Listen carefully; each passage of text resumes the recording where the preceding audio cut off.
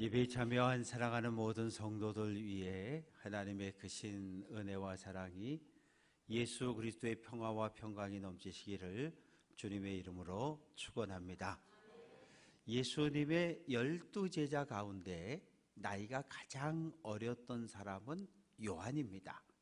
15살 전후에 예수님의 제자로 부름을 받았고 다른 제자들은 모두 순교했는데 사도 요한은 자연사를 했습니다. 물론 제11대 로마 황제 도미티안이 에베소에서 목회하던 사도 요한을 로마로 끌고 와서 죽이려고 했어요. 첫 번째는 장작을 싸놓고 불을 붙였는데 못 죽였습니다. 두 번째는 펄펄 끓는 가마솥에 집어넣었는데 못 죽였어요. 세 번째는 독을 부어서 죽이려고 했는데 못 죽였어요. 그러자 두려움을 느낀 도미디안은 이 요한을 반모섬이라고 하는 지중해 섬에 유배를 시켜버렸습니다.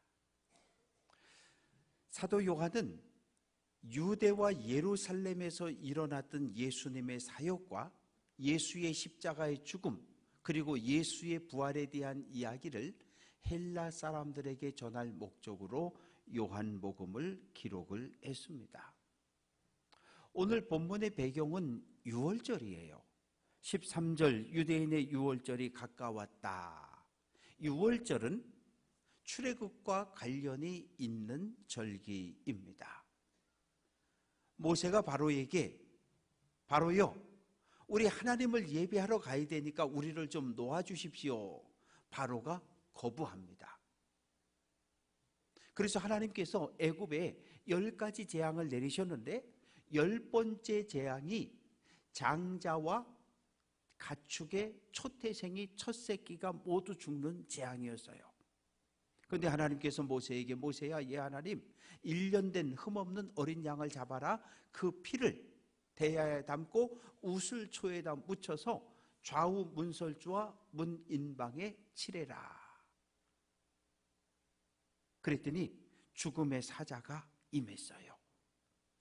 출애굽기 12장 13절 내가 애굽 땅을 칠 때에 그 피가 너희가 사는 집에 있어서 너희에 위하여 표적이 될지라. 내가 그 피를 볼 때에 넘어간다. 그래서 바로의 장자, 다음 애굽을 이끌어갈 장자가 죽었습니다. 맷돌을 돌리는 여종의 장남도 죽었습니다. 모든 가축과 짐승들의 첫 새끼가 모두 다 죽었어요.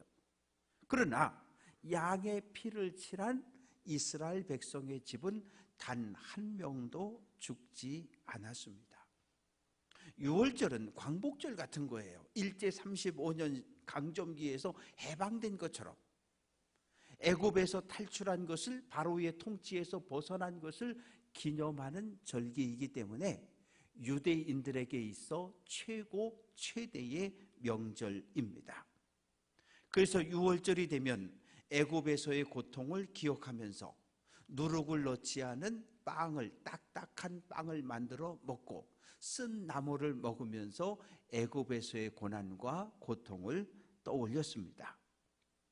유월절이 되면 갈릴리, 유대뿐만 아니라 애굽을 비롯한 여러 나라에 흩어져 살고 있는 디아스포라 유대인들이 모두 예루살렘으로 모여들었어요. 그래서 예수님도 유월절이 되어서 예루살렘으로 올라가셨는데 유월절은 예수님과 관련이 있어요. 사도 요한, 세례 요한이 예수님이 걸어오는 모습을 보고 제자들에게 이야기하십니다. 보라, 세상 죄를 지고 가는 하나님의 어린 양이다. 예수님은 유월절에 십자가에 못 박혀 죽임을 당하셨는데 예수님의 십자가에 못 박혀 죽임을 당하심으로 죄에 눌려 살던 모든 사람들, 우리를 포함한 인류가 구원을 얻게 되었습니다. 예루살렘 성전을 가보면 첫 번째 이방인의 뜰, 우리 주차장이라고 생각하고요. 그리고 그 안쪽에 1m 50의 담이 있고 그 안쪽에 유대인 남자와 여자들이 들어오는 뜰이 있고 거기에서 더 안쪽에는 성소와 지성소가 있었어요. 솔로몬이 건축한 예루살렘 성전에는 이방인의 뜰이 없었어요. 근데 헤롯이 왕이 됐는데 유대인들이 업신여겨요. 왜? 에돔 출신이거든요. 순수한 아브라함의 혈통, 다윗의 후손이 아닌 이방인 놈이 어떻게 하나님의 거룩한 백성을 통치할 수 있어? 그래서 마음을 열지 않았어요. 그러자 이 헤롯이 어떻게 하면 유대인의 마음을 얻을 수 있을까? 유대인들은 예루살렘 성전을 소중하게 여기지. 그래서 예루살렘 성전을 리모델링을 합니다. 아주 금으로 화려하게 아름답게 잘 꾸며놓고요. 그리고 뜰을 훨씬 더 넓혔어요. 원래 예루살렘 성전 담이 여기 있었는데 더 넓게 건축하다 보니까 새롭게 생겨난 넓은 뜰이 생겼는데 이 뜰을 이방인의 뜰로 불렀던 거예요. 예루살렘 성전에 많은 사람들이 관광을 옵니다. 관광 오는 사람들을 위한 노점, 편의시설들이 이방인의 뜰에 설치가 되어졌습니다. 유대인과 이방인 무슨 차이가 있을까요? 이건 유대인들의 주장입니다. 하나님이 이스라엘 민족뿐만 아니라 여러 민족에게 율법을 주셨다고 믿는 거예요. 그런데 하나님이 주신 율법을 모세와 이스라엘 백성은 아멘하고 받았고, 그리고 다른 모든 나라 모든 민족은 율법을 거부했다는 거예요. 율법을 받은 우리 민족은 하나님의 선택받은 선민이고, 율법을 거부하고 하나님을 거부한 믿지 않는 모든 민족을 이방인이라고 불렀던 거예요. 그러면서 이방인을 개, 돼지 취급했어요. 사람이 아니었어요. 이방인을 만나지도 않고 밥도 안 먹고 대화도 안 하고 사람으로 취급하지 않았습니다. 이방인의 뜰과 유대인의 뜰 사이에 1m 50cm 담이 하나 있습니다. 그리고 담벼락에 경고문이 붙어 있어요. 만일 이방인이 이 담을 넘어가면 죽는다, 경고문을 붙여 놓았습니다. 제가 1m 70이니까 1m 50이면 이 정도 담이잖아요. 그러면 이렇게 유대인의 뜰을 볼 수 있는 거예요. 그러나 들어갈 수는 없어요. 예수님 이방인의 뜰에 갔다 왜 분노하셨을까요? 이방인의 뜰도 분명 성전인데, 성전 이방인의 뜰에 소 파는 사람, 양 파는 사람, 비둘기 파는 사람, 돈을 바꾸어 주는 사람들이 앉아있는 모습을 보셨습니다. 그런데 소와 양을 누가 팔고 있느냐? 제사장, 부목사님이 팔고 있는 거예요. 돈을 바꾸어 주는 환전상은 누구냐? 전도사님이 앉아서 돈을 바꿔주고 있는 거예요. 하나님을 예배해야 할 거룩한 성직을 가진 사람들이 나와서 소 팔고 양 팔고 비둘기 팔고 돈 바꾸어 주는 그 모습을 보고 예수님이 분노하신 거예요. 양을 10만 원에 한 마리 사다가 12만 원에 파는 거, 그건 우리가 이해가 돼요. 그런데 10만 원짜리 양을 갖다가 20만 원, 30만 원을 받고 파는 거예요. 폭리를 취하는 거예요. 돈을 바꾸어 주고 환전하면서 엄청난 이득을 남기는 거예요. 그 돈이 다 어디로 들어갑니까? 대제사장에게로 가는 거예요. 이걸 예수님께서 아셨던 거예요. 평소에는 이방인의 뜰에는 동물 시장이 열리지 않아요. 예루살렘 성전 건너편 감람산에 보면 1년 12달 여기에 동물 시장이 열려 있습니다. 그러면 순례자들이 여리고에서 올라와서 감람산 동물 시장에 들려서 여기서 양을 10만 원 주고 사가지고 성전 안에 들어와서 양의 문 앞에 제사장에게 흠없는 양이라고 합격을 받으면 제물을 드려질 수 있는 거예요. 그런데 6월절이 되면 어떤 해는 100만 명, 어떤 해는 120만 명이 예루살렘으로 몰려오다 보니까 이 감람산 가축 시장이 포화 상태인 거예요. 그래서 이방인의 뜰에 임시로 이 가축 시장을 개설해 놓는 거죠. 누가? 대제사장이 허락을 하고. 그냥 허락해 줍니까? 또 뇌물을 받아야지요.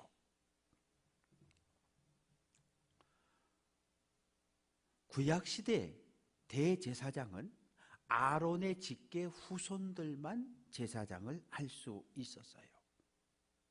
임기는 죽을 때까지입니다. 대제사장이 죽으면 그 아들이 다시 대제사장을 이어가는 거예요. 근데 예수님 당시에는 대제사장이 여러 명이 있었어요. 안나스, 가야바. 안나스는 장인, 가야바는 사위. 이 두 명의 제사장이 있었습니다. 왜 이렇게 됐을까요? 주전 63년 로마가 예루살렘을 정복하고 대제사장 임명권을 황제가 가져버렸어요. 황제에게 충성하고 로마 제국의 통치에 순종하는 사람을 대제사장으로, 그것도 아론의 직계 후손이 아닌 아무나, 뇌물을 많이 바치는 사람, 돈을 많이 가져오는 사람을 대제사장으로 임명해 주었습니다. 시간이 흐르면서 황제가 귀찮아졌어요. 유대 총독에게, 또 유대 총독은 시간이 흐르자 헤롯 가문에게 대제사장 임명권을 넘겨줬어요. 헤롯 가문이 통치했던 100년의 시간을 보면 대제사장의 임기가 평균 4년을 넘지 않아요. 대제사장이 되었다?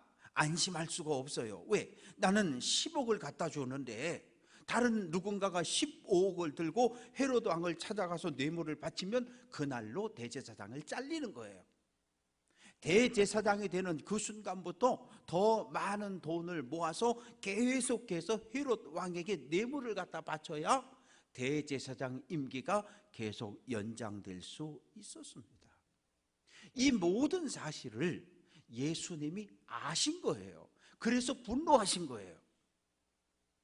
거룩한 하나님의 성전에서 불법이 행하여지는 것을 본 예수님, 땅바닥에 있는 노끈들을 집어 모읍니다. 이 성전 안에는 막대기도 가지고 들어가지 못해요. 왜? 무기로 사용되어질 만한 모든 그 어떤 것도 가지고 들어갈 수 없습니다. 소나 양을 묶을 때 사용했던 골풀이라고 하는 게 있어요. 한 50에서 1m까지 자라는 여러 해 살이 풀인데, 이 풀로 양을 묶기도 하고 소를 묶기도 하고, 땅바닥에 떨어져 있던 골풀들을 주섬주섬 모아서 예수님이 채찍을 만드신 거예요. 그래서 이 채찍을 가지고 양들을 몰아서 성전 밖으로 쫓아내고 소들을 몰아서 성전 밖으로 쫓아내셨습니다. 환전상이 왜 있습니까? 예루살렘 이방인의 환전상들이 상을 쫙 놓고 레위인들이 환전을 해주고 있습니다. 로마 제국은 어디를 가나 데나리온이라고 하는 돈을 사용할 수 있어요. 그런데 이 데나리온을 보면 한쪽에는 로마 황제의 얼굴이 새겨져 있고 뒤쪽에는 로마가 섬기는 우상의 형상들이 새겨져 있는 거예요. 유대교는 대제사장은 하나님을 예비하는 거룩한 성전에 로마 황제의 형상과 우상의 형상이 새겨진 이 돈은 부정하기 때문에 사용할 수 없다고 규정을 한 거예요. 성전 안에 들어오면 11조도 내고 성전세도 내고 절기헌금도 내야 되는데 이 모든 것을 오직 은전, 세켈로만 받은 겁니다. 유대 역사가였던 요세푸스는 당시 예루살렘 성전 안에서 통용된 은전 세겔의 무게가 13.6g이었다고 그렇게 기록을 해 두었습니다. 노동자 한 사람의 하루 품삯이 1데나리온인데 1세겔은 4데나리온, 노동자 한 사람이 4일 일한 품삯이 1세겔이었어요. 그러니 이 환전을 통해서 엄청난 폭리를 취했습니다. 그래서 예수님께서 이 환전상, 상 위에 있던 돈을 쏟아내고 자루를 뒤집어 엎고 상을 뒤집어 엎으셨어요. 예수님의 행동이 대단히 과격하지 않습니까? 그 모습을 지켜보는 제사장, 레위인, 서기관, 바리새인들이 분노했어요. 예수! 도대체 저 사람이 누구야? 누구기에 유대교가 대제사장이 정한 규칙을 깨고 이렇게 성전 안에서 난동을 피우느냐고 분노를 드러냅니다. 설레는 마음으로 예루살렘 성전을 찾아왔던 경건한 이방인들을 생각해 보십시오. 정말 힘들게 예루살렘 성전에 왔는데 하나님을 예배하고 기도하려고 했더니 여기저기서 매매 양과 소들이, 또 이 장사하는 사람들이 우리 집 소가, 우리 집 양이 더 싸다고 호객하는 소리로 인해서 기도할 수 없는 거예요. 그리고 얼마나 마음이 상하겠습니까? 예수님 비둘기 파는 사람들을 보셨어요. 이것을 여기서 가져가라. 비둘기는 날아다니기 때문에 그냥 풀어놓을 수가 없어서 새 장에 이렇게 가두어 놓고 있습니다. 비둘기는 사회적 약자, 가난한 사람들이 하나님께 드릴 수 있는 제물이었습니다. 새 장을 집어들고 성전 밖으로 나가라고 예수님께서 책망을 하셨습니다. 그러면서 16절, 내 아버지의 집으로 장사하는 집을 만들지 말라. 예루살렘 성전을 내 아버지, 하늘 아버지의 집이라고 표현함으로써 나는 하나님의 아들임을 스스로 드러내셨습니다. 우리는 예수님이 사람 몸을 입고 이 땅에 오신 하나님이라고 우리는 그렇게 믿어요. 우리는 예수님의 말씀을 곧 하나님의 말씀이라고 믿습니다. 예수님이 행하신 모든 능력은 곧 하나님의 능력이고, 사람 몸을 입고 이 땅에 오신 예수님, 우리와 똑같은 육체를 입으셨는데 어떻게 하나님의 말씀에 순종해야 할지를 삶을 통해 우리에게 보여주셨습니다. 하나님을 섬겨야 할 제사장들을 향해서 더 이상 소와 양을 팔지 말아라. 레위인들을 향해서 환전을 하지 말아라. 이방인의 뜰을 다 비워서 이방인들에게 되돌려 주어서 그들이 하나님을 예배하고 기도하는 장소로 되돌려 주라고 소리칩니다. 이사야 56장 7절 같이 한번 해봅니다. 내 집은 만민이 기도하는 집이다. 이사야 선지자의 예언입니다. 마지막 날 메시아가 오시는 그날 예루살렘의 모습을 표현하고 있는데, 메시아가 오시는 그날 유대인만 구원받고 예배하는 것이 아니라 만민, 유대인을 포함한 세상 모든 나라, 모든 민족들이 하나님 앞에 나와 예배하고 기도할 수 있음을 이야기합니다. 예수님은 성전을 하나님의 집으로 표현하고 있는데, 성전은 하나님이 거하는 집이요, 하나님을 만나는 집이요, 하나님을 예배하고 하나님께 기도하는 장소입니다.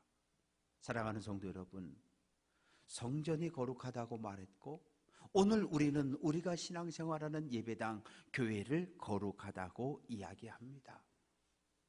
서 있는 건물로서의 예배당 그 자체가 거룩한 것일까요? 그렇지 않아요.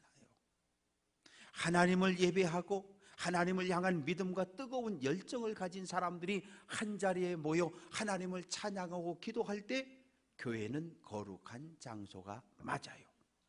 그러나 하나님과 아무 상관없는 사람들이 하나님을 예배하는 것도 아니고 교회에 모여서 옥신각신 싸움을 한다면 교회는 거룩한 장소가 아니지요. 예수님의 분노를 목격한 제자들이 한 성경 구절을 떠올렸는데, 시편 69절 69편 9절입니다. 주의 전을 사모하는 열심이 나를 삼키리라. 온유하고 겸손한 예수님, 왜 이렇게 분노하셨을까요? 과격한 행동을 하셨을까요? 하나님을 사랑하는 뜨거운 열정, 열심 때문입니다. 하나님의 집을 거룩하게 회복시키기 원하시는 간절한 마음 때문에 그래요. 나 예수를 삼킨다는 것은 잡아먹는다는 거예요. 예수님의 말, 예수님의 행동은 유대교를 대적한 행동이었고 대제사장이 정한 모든 규칙을 무시하는 행동이었습니다. 그래서 대제사장과 유대교는 예수에게 사형을 선고했고 십자가에 못 박아 죽였어요. 제사장이 레위 사람들이 예수에게 와서 묻습니다. 누가 대제사장이 허락한 이 상인들을 내쫓느냐? 왜 당신은 성전 안에서, 경건하고 엄숙해야 할 성전 안에서 난동을 일으키느냐며 예수님을 비난합니다. 오직 한 사람, 메시아만이 성전을 거룩하게 할 수 있는 능력과 자격이 있는데 당신이 메시아냐? 당신이 메시아라면 오늘 지금 여기에서 메시아의 표적을 우리에게 보이라고 요구합니다. 이제까지 그들은 보지 못했어요. 성전에서 예수님처럼 말씀하시고 예수님처럼 행동하는 모습을 단 한 번도 본 적이 없어요. 그래서 그들은 예수님의 말과 예수님의 행동에 두려움을 느꼈고 예수님을 경외했습니다. 예수님 말씀하십니다. 이 성전, 눈에 보이는 이 성전을 헐어라. 내가 사흘 만에 일으키겠다고 이야기합니다. 아니, 헤롯의 성전은 주전 20년부터 주 63년까지 83년 동안 건축한 거예요. 어마어마하게 넓어요. 가로 480m, 세로 300m, 높이가 45m의 엄청난 건축물입니다. 예수님 당시 논쟁이 벌어진 이때 46년 동안 계속 공사가 진행 중이었어요. 아직도 한 35년 이상 건축이 더 진행돼야 끝이 나는데 예수님께서 이 성전 46년 동안 건축한 이 성전을 헐어버리라는 거예요. 사람들은 예수님의 말씀을 이해하지 못했어요. 사람들은 눈에 보이는 건축 중인 이 헤롯의 성전으로 이해했지 예수님은 새로운 성전이 있다고 말씀하시는 거예요. 새로운 성전은 예수님의 몸입니다. 에베소서 1장 23절 교회는 예수의 몸이라고 이야기합니다. 왜 예수님의 몸이 성전이고 교회일 수 있을까요? 고린도전서 3장 16절 하나님의 성전이 너희 안에 계시는 것을 알지 못하느냐. 하나님이 우리 마음속에 들어오셔 왕이 되시고 예수님이 우리 인생의 주인이 되시고 성령이 우리 마음 중심의 좌정에 계시면 그 순간 우리 몸은 거룩한 성전으로 변하는 거예요. 예수님은 이 말씀을 하신 거예요. 하나님을 모신 내 몸이 거룩한 성전이라고 이야기합니다. 유대교가 대제사장이 십자가에 예수를 죽였어요. 죽은 예수를 하나님이 사흘 만에 다시 일으키셨어요. 살려내셨습니다.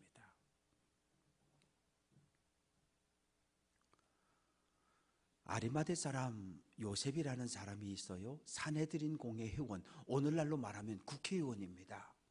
그런데 유대교를 무서워해서 나는 예수의 제자라고 드러내지 못했는데 예수님의 십자가를 목격한 후에 나 예수의 제자라고 빌라도를 찾아가 정체를 밝히고 예수의 시체를 나에게 주면 내가 장례를 모시겠다고 이야기를 합니다. 그래서 요셉은 예수님의 시신을 인도받아 염을 하고 그리고 자기가 파놓은 새 무덤에 예수님을 모셨어요. 그리고 사흘이 지났습니다. 사도행전 2장 32절 하나님이 예수를 살렸다. 부활한 예수님 제자들을 찾아오셨습니다. 제자들은 유대교가 무서워서 문을 콕 걸어 잠기고 숨어 있습니다. 예수님이 쑥 들어오셨어요. 22절 죽은 자 가운데서 살아나신 후에야 제자들이 이 말씀하신 것을 기억하고 성경과 예수께서 하신 말씀을 믿었다. 제자들은 이때까지도 예수님이 하셨던 말씀을 이해하지 못했는데 부활한 예수님을 만나고 난 그 후에 예수님이 이방인의 뜰에서 성전에서 하신 말씀이 이 말씀이었구나 깨닫게 되었고 예수를 하나님의 아들로 그리스도로 고백하게 되었습니다. 그 후에 제자들은 부활의 증인이 되어 전도하기 시작합니다. 사랑하는 성도 여러분, 오늘 저녁부터 회복의 소망이라는 주제로 부흥성회가 시작되어집니다. 여러분 모두를 은혜의 자리로 초대합니다. 다 함께 참여해서 은혜 받고 우리 마음이 깨끗해지고 우리 마음이 회복되어지고 믿음이 성장하는 은혜의 시간이 될 수 있기를 주님의 이름으로 축원합니다. 마음이 청결해야 하나님을 볼 수 있다고 말씀하셨는데 내 힘으로는 우리 마음을 청결케 할 방법이 없어요. 어떻게? 예수님을 내 인생의 주인으로 모셔드리면 예수님 우리 안에 오셔서 우리의 죄와 허물을 다 깨끗게 해주셔요. 그때 우리는 하나님을 볼 수 있습니다. 나만 예수 믿고 천국 가라고 하나님 나 구원해 주신 거 아니잖아요. 하나님이 나를 구원해 주신 이유는 오직 하나, 너만 예수 믿고 천국 가라가 아니라 주변에 예수 믿지 않은 가족들, 예수 믿지 않은 친구들, 예수 믿지 않은 이웃들, 그들을 전도해서 하나님 나라에 함께 오라고 우리를 불러주셨습니다. 부흥성회를 통해서 복음의 증인이 될 것을 결단함으로 하나님 앞에 서는 그날 잘했다, 충성된 종이라고 칭찬받는 모든 성도들 될 수 있기를 주님의 이름으로 축원합니다.